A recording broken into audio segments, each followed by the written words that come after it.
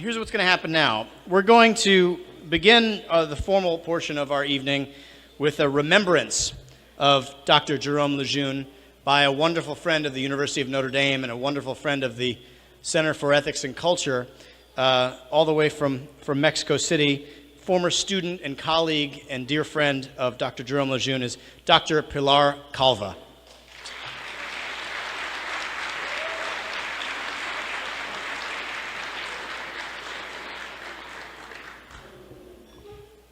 Thank you. Good night. I think this is one of the joyous days of my life. Lejeune, an advocate for the sanctity of life of the human person. He had a profound respect for every human life. He discovered the genetic basis for Down syndrome, the presence of an extra chromosome 21. Heading the cytogenetics unit at the Hôpital Necker des Enfants Malades in Paris, his consultations became among the most sought after in the world, helped by his co-workers.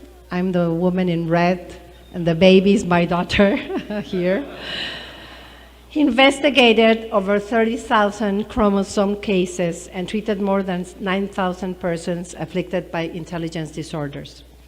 He referred to Down syndrome patients as my little ones with tenderness and worked with their families to love them. In irony, Lejeune's research led to development of prenatal screening tests, most of whom are routinely aborted. Lejeune opposed the authorization in 1967 for women to use contraception. It was forbidden as it was in this country. I quote, "The perfect scientific procedure of mastering nature is the obedience to its laws, and science reveals to us that natural regulation of birth is not only possible, but fully effective. Being able to control the fertility of love without abortion, without an IUD, without a pill, without no artificial method of any kind. Each woman can determine herself if her physiology condition will or will not permit to procreate at a given time. Certainly, she can recognize the signs of fertility by learning what to look for. The awareness of fertility is the basis of true freedom of love." I learned from him, and it has been very useful in my bioethics classes. Contraception is to make love without a child. Artificial fertilization is to make a child without making love. Abortion is to unmake the child. Pornography is to unmake love. Jérôme Lejeune also contributed to the knowledge of cancer. His obsession was always to detect the mechanisms of mental deficiency in order to be able to treat it. Clara, his daughter, wrote about his father.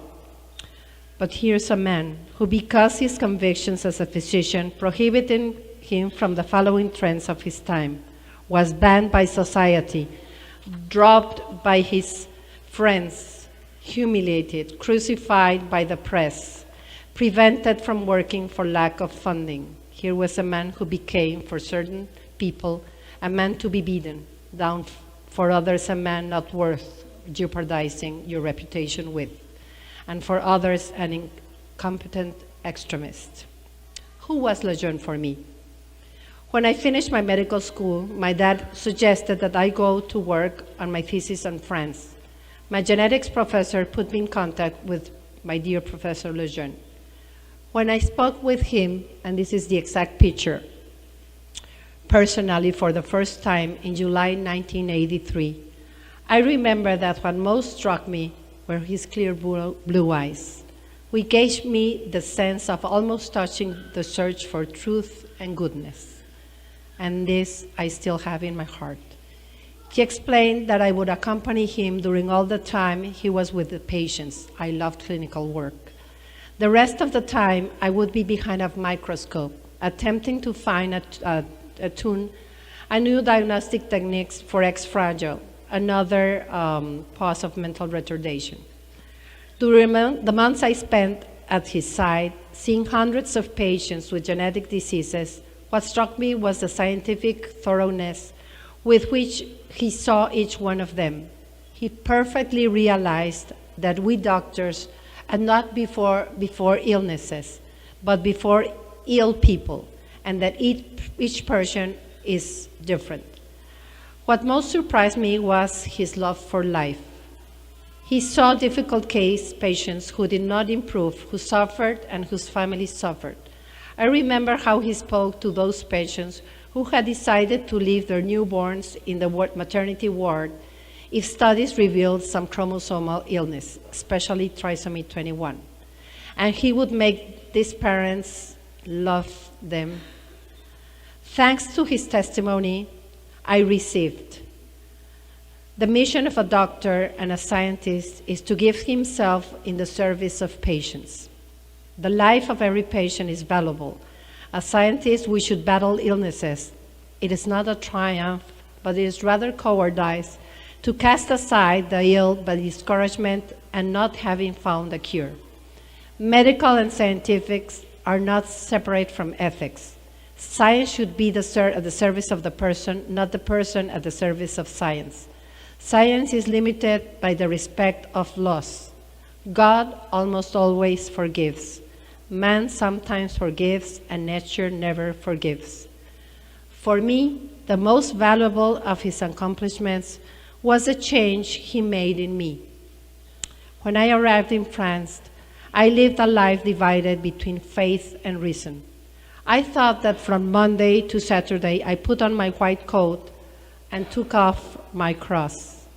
And Sunday was the day I took off the white coat and put on my crucifix and dedicated to my religious duties. Professor Lejeune truly converted me, making me see that one can have at the same time the cross and the white coat, that you can fly with both wings, the faith and the wing of reason. Youth today needs people like Jérôme. It is clear that in a world where too many doctors are at the service of death and exploit the sufferings of others, Professor Jérôme Lejeune appears morally and scientifically as an uncontestable leader called to raise up a new generation of researchers and doctors.